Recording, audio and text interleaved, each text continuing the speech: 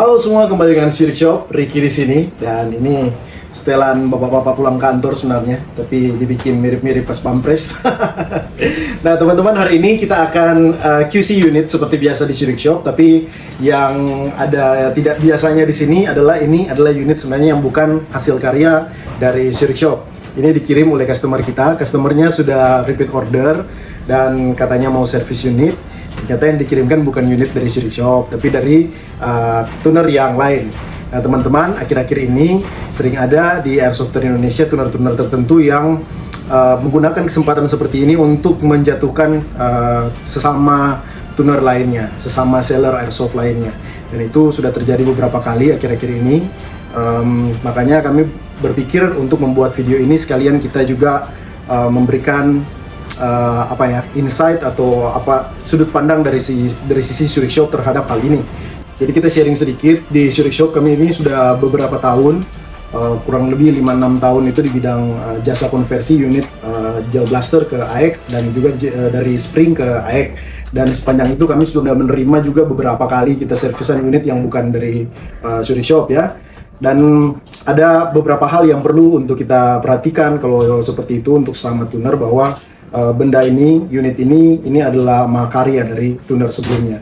Di balik unit ini ada usaha, ada ikhtiar, ada perjuangan, ada pengorbanan waktu, tenaga untuk menciptakan unit yang seperti ini dengan tujuan kita ini sama semuanya, yaitu untuk membuat Airsofter Indonesia yang lebih baik, menyediakan unit-unit dengan harga yang terjangkau tapi memiliki performa yang tinggi. Kalau kami juga memberikan seperti konversi gel blaster ke airsoft atau dari spring ke airsoft ke AEK itu tentunya kita memberikan pilihan yang lebih murah, yang lebih budget kepada teman-teman airsofter yang ingin merasakan sensasi untuk bermain AEK. Jadi kita ada di profesi yang sama, di usaha jasa yang sama, jadi kita tidak layak untuk saling menjatuhkan ya. Ada tuner-tuner tertentu yang ketika mereka dapat unit dari tuner lain itu digunakan sebagai kesempatan bagi mereka untuk mau pansos dengan menjelek-jelekan unit dari orang lain. Tapi sebenarnya itu tidak berkah teman-teman. Kita berjuang di dalam usaha yang sama, seharusnya kita saling mendukung satu dengan yang lain. Nah, kalau kami di Shirik Shop ada beberapa tahap yang perlu kami laksanakan ketika berada di dalam posisi seperti ini. Pertama, yaitu kami pastinya memberikan rekomendasi kepada customer agar konsul atau diperbaiki dulu ke tuner yang membuat unitnya. Itu harus, karena yang lebih tahu tentang dalaman dari unit ini tentunya siapa yang membuat itu, tunernya. Dan kemudian ada hal-hal tertentu yang mungkin dari tuner tidak mau kalau hal-hal ini di-sharing kepada tuner yang lain. Jadi itu adalah suatu hal yang wajar teman-teman. Nah, jadi kita harus rekomendasikan untuk konsul atau servis ke tuner aslinya. Nah, kedua, kalau memang terjadi seperti ini, unit sudah terlanjur dikirim atau dari customernya memang mau kita untuk selesaikan, kita untuk servis unitnya atau upgrade. Satu hal yang harus dilakukan juga, kalau kami di Shirik Shop, kami konsul teman-teman. Kami cari tahu siapa tuner aslinya, kemudian kita konsul. Konsul itu tujuannya pertama untuk minta izin untuk bisa mengakses, membongkar unit itu. Kedua, untuk mendapatkan insight tentang hal-hal apa yang bisa diperhatikan untuk menyelesaikan problem-problem tertentu yang muncul dari unitnya, agar kita tetap dapat berhubungan baik sesama tuner. Nah, ketiga, ketika kita sudah mendapatkan izin, sudah konsul juga, baru kita bisa melakukan pembongkaran unitnya. Nah, pada saat kita membongkar unit ini, tentunya kita harus tetap menjaga rahasia inovasi atau rahasia dagang dari sesama tuner kita. Tidak boleh kita expose, tidak boleh kita jelek-jelekan dan lain-lain. Itu harus kita jaga, karena tentu kita juga tidak mau ketika unit kita diperlakukan sama oleh orang lain ketika mereka menjelek-jelekan atau mengekspos internal dari unit yang kita bangun. Kemudian jika ada hal-hal yang kurang, jika ada masalah di unitnya, kita servis, kita perbaiki, kita bikin lebih baik agar unit ini bisa dipakai oleh customer kita. Kalau ada di dalam unitnya kita temukan hal-hal yang baik, hal-hal yang kelebihan dari unitnya, itu jadi pelajaran untuk kita, tanpa harus juga kita banyak mengekspos tentang hal-hal ini. Kemudian ada ikhtiar dari kita ketika kita membongkar ini. Kita tentunya berikhtiar untuk memberikan pelayanan terbaik. Kita mau unit ini menjadi unit andalan bagi customer kita. Kita mau unit ini dipakai dalam jangka waktu yang lama dan juga membantu mengembangkan airsoft di Indonesia.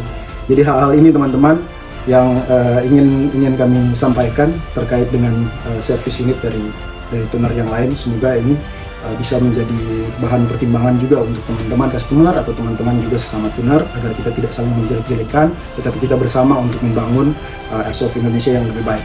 Oke, kita ke unitnya teman-teman. Permasalahan dari unit ini adalah ini adalah dari spring The Cobra M416 yang dikonversi ke AEK. Ini secara fisik kita lihat, wih, cakep, keren. Kami juga belajar dari sini, mantap unitnya. Ini sudah ada safe, semi, dan auto. Permasalahannya ada di drop FPS dan double feed teman-teman. Secara teknis kami sudah selesaikan itu double feed dengan mengatur kembali traveling dari nozzle-nya, dan juga ketika drop FPS-nya itu kami perbaiki kompresi dan juga piston travelnya kita buat lebih smooth. Kita juga menambah simming, kita melakukan simming ulang sehingga kita pastikan unit ini secara kinerja itu tanpa harus menggunakan power yang tinggi, dia bisa menggerakkan sistem di dalam dengan yang lebih baik tanpa merubah sistem yang awal yang diberikan oleh tuner sebelumnya, karena kami sangat menghormati kerja dari tuner sebelumnya. Dan kemudian sudah tidak double feed lagi, FPS juga sudah naik cukup drastis, dan kami juga menambahkan adjustable hop up teman-teman, karena ada perbedaan FPS-nya naik, tentu trajectory dari BB-nya itu akan berubah, sehingga kami menaruh fitur adjustable hop up agar itu bisa di-adjust oleh customer. Kami juga sudah adjust di sini biasanya dengan BB 0,2 agar akurasi lebih baik dan jarak juga lebih baik dari unit ini. Nah, customer tentu bisa melakukan adjust kembali ketika mereka merubah berat BB yang digunakan. Nah, selanjutnya teman-teman, di sini ini ada selektor. Ada problem ketika selektor ini ditaruh di semi, dia ketika ditembakkan lama-lama bergerak ke auto ya. Jadi kami menaruh penghalang di sini dari baut tanam dari bagian dalam sehingga ini bisa berhenti di posisi ini. Tapi untuk customer kami juga menyarankan untuk memposisikan jari jempol ini sambil menahan titik ini agar memastikan dia tidak bergerak bagian selektor ini, agar seminya tetap dapat lancar ya, tidak jadi auto seperti itu. Oke, itu dia hal teknis yang kami lakukan untuk unit ini. Sama sekali kami tidak mengubah sistem yang sudah ada sebelumnya. Kami hanya menyelesaikan permasalahan dan kemudian menambah fitur-fitur yang kami rasa bisa membantu untuk customer menggunakan unit ini dengan lebih nyaman. Oke, begitu teman-teman, kita akan QC sedikit, kita akan krono untuk unit ini. Oke, kita tes krono. Krono. 353 354 350 351 351 1. Alright, itu dia teman-teman hasil krono dari unit ini. Seminya oke ya, sambil kita tahan seperti ini. Nah, kalau di auto tinggal kita putar ke depan ya sudah jadi auto. Gitu. Coba.